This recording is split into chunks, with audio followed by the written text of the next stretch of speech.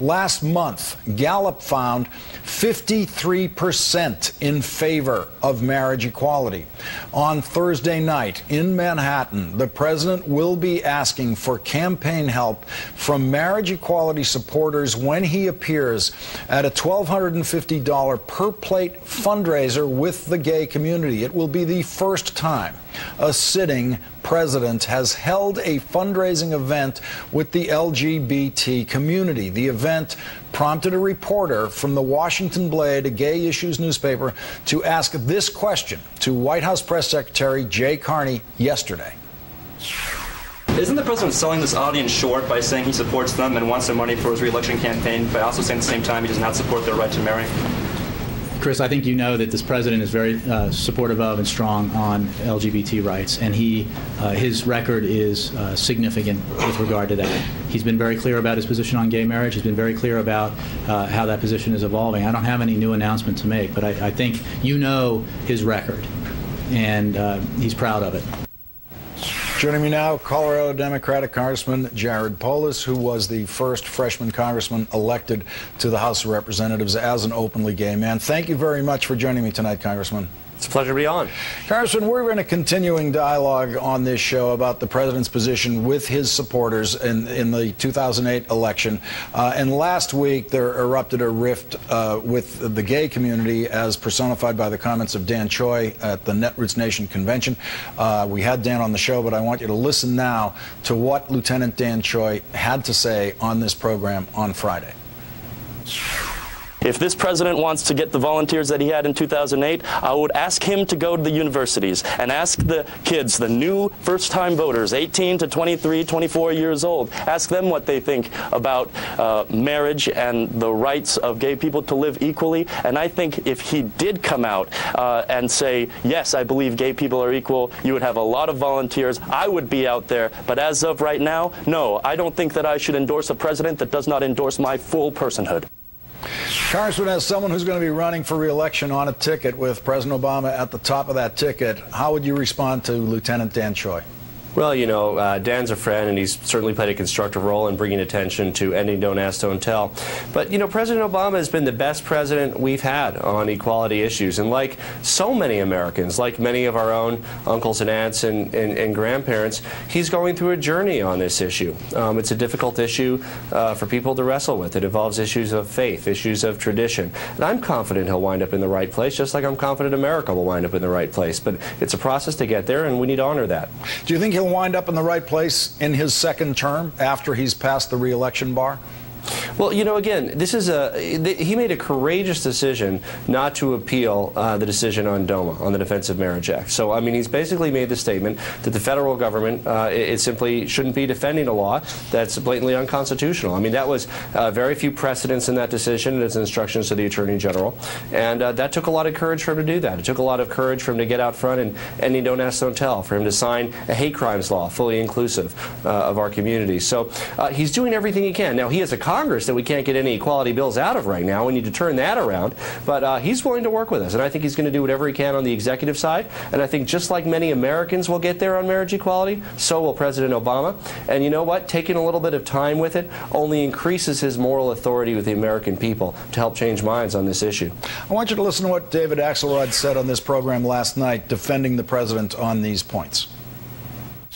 We've made historic progress on this issue, Lawrence, and it may not be progress to the satisfaction of everyone, but we've certainly made progress moving in the right direction. I think history's moving in a direction here.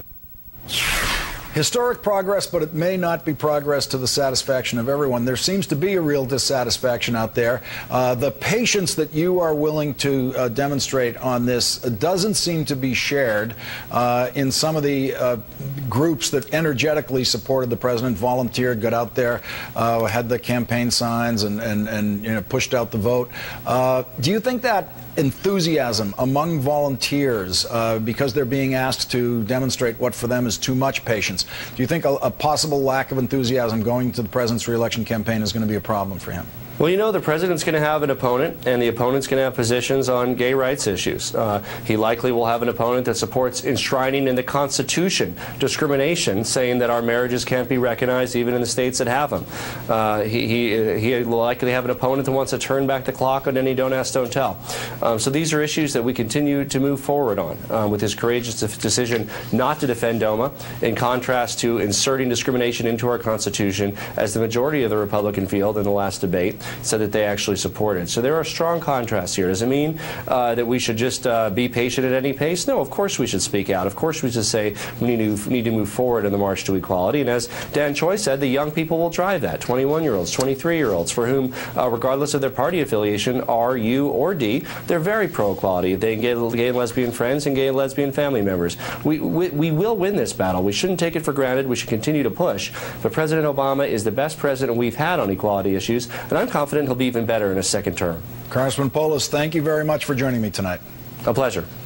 Joining me now is former governor and presidential candidate Howard Dean. Governor Dean, thank you very much for joining me tonight. Lawrence, thanks for having me on. I appreciate it. Governor, you've been in that ultra-political position of running the Democratic Party, among other things. I think we all know that there are things that are just not safe to say politically, and I've watched the Democratic Party change its tune on a bunch of things over time. I don't believe that everyone in the Democratic Party who says they're in favor of the death penalty really is, but I do believe they've made that calculation that it must be said in order to be elected.